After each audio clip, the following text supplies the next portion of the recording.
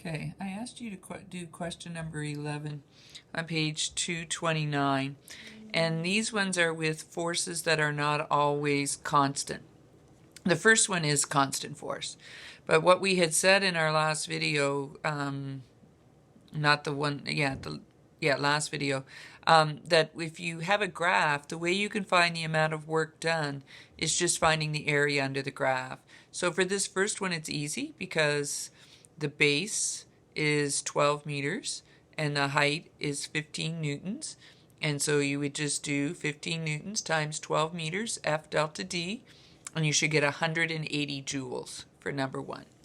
For number two, maybe a little bit more, letter B, maybe a little bit more tricky. You have to actually divide this into two triangles. So this first triangle has a base of 15 meters and has a height of 2 newtons, and an area of a triangle is 1/2 the base times the height. So 15 times 2 is 30, take half is 15. On the other side, the bigger triangle, the base goes from 15 to 40, so that's 25, and the height, 25 meters, and the height is 4 newtons, so 4 times 25 is 100, and take half of that, it's 50. So 15 plus 50 will be 65 joules. Okay, C is two triangles, but one's up and one's down. So the one on the positive side, the base is 2 meters and the height is 5 newtons. So 2 times 5 is 10. Take half of that, it's 5 joules. And for the second one, the base again is 2 meters, but this time its height is negative 5 joules. So it'll be 2 times negative 5, which is negative 10. Take half of that will be negative 5. And now when you add them together, you get 0. So the total work done here is 0 because you're doing positive 5 joules of work and then the system is undoing it. Okay, so it might be like you do something to raise a book up 5 meters and then the gravity does work to bring it back down. All right, and D is a little bit weird. If you ever have one like this, probably the best thing to do is to count the little blocks. Sorry, I need one more hand. To count the little blocks here. And then you're going to have to estimate. Like, see this little guy down here is just going to complete this one up here. And this one will add to that one. So if you count up carefully all the blocks, you'll get 48 blocks. And then the base of one of these blocks is, that's 5, so 1, and the height is 5. So the area of each little individual box is 1 joule. And when I counted them up, I got 48 boxes, so 48 times 1 would give me total amount of work of 240 joules. But if we were doing tests and stuff like that, I'd never give you one like this. I'd give you one like the first ones, but not like D. Okay? So that was number 11. I skipped 12 and 13 just because they were not as straightforward. And then I asked you to flip over to page 235, please. And these are still work questions. And these ones are going to be with positive and negative work. So number 14 says, a large statue with a mass of 180 newtons is lifted through a height of 2.33 meters onto a display pedestal. It's later lifted back down for cleaning. Calculate the work done on the statue as it's being lifted up and the work done on the statue as it's being lowered back down. Okay?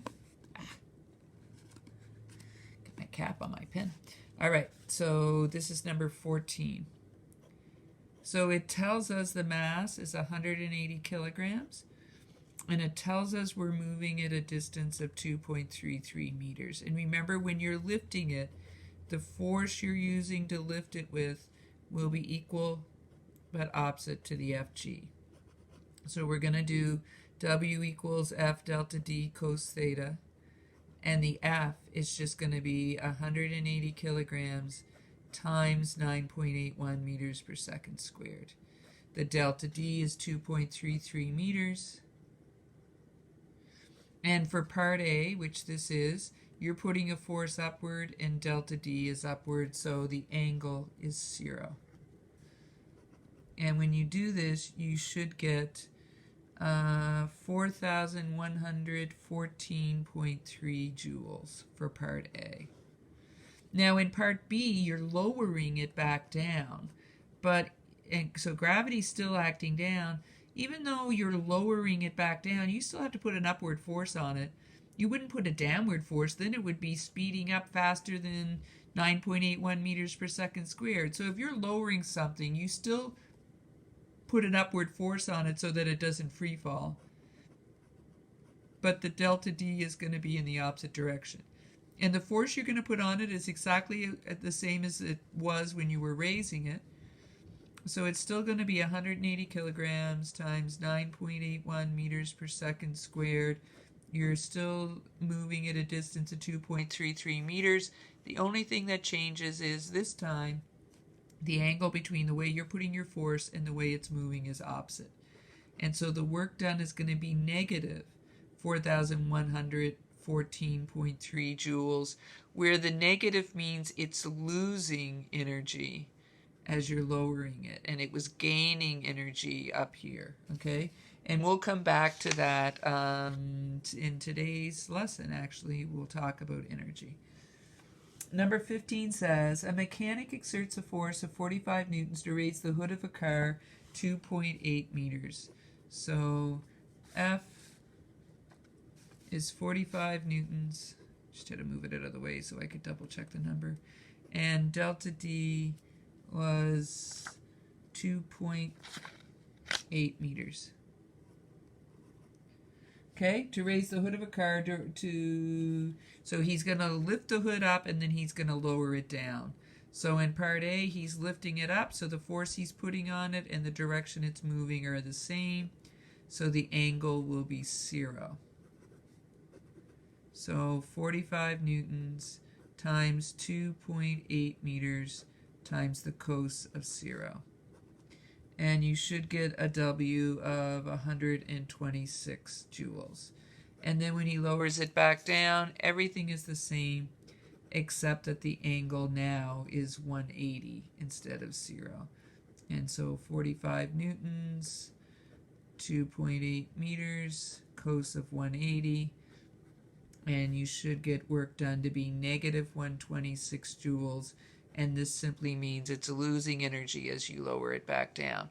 Now, did you think about this question at all?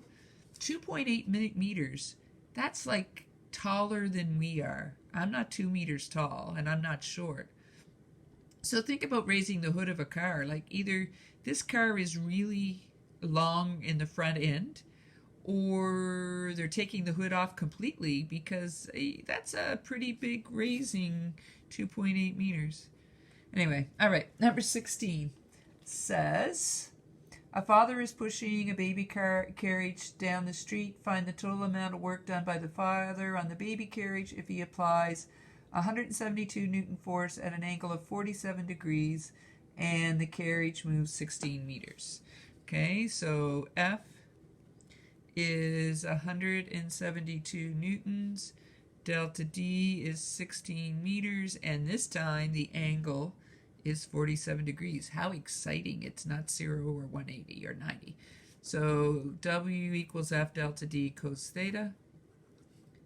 W equals 172 newtons, 16 meters, cos of 47. W equals 1,876.86 joules. Number 17 says, while shopping for her weekly groceries, a woman does 2,690 joules of work to push her shopping cart 23 meters down the aisle. Find the magnitude of the force she pushes with if the angle is 32 degrees. So it's telling us the W is 2,690 joules. It's telling us, we're looking for the F. It's telling us the delta D is 23 meters, and it's telling us the angle is 32 degrees, and we want the F. So rearrange W equals F delta D cos theta. F equals W over delta D cos theta. I'm going to run out of time.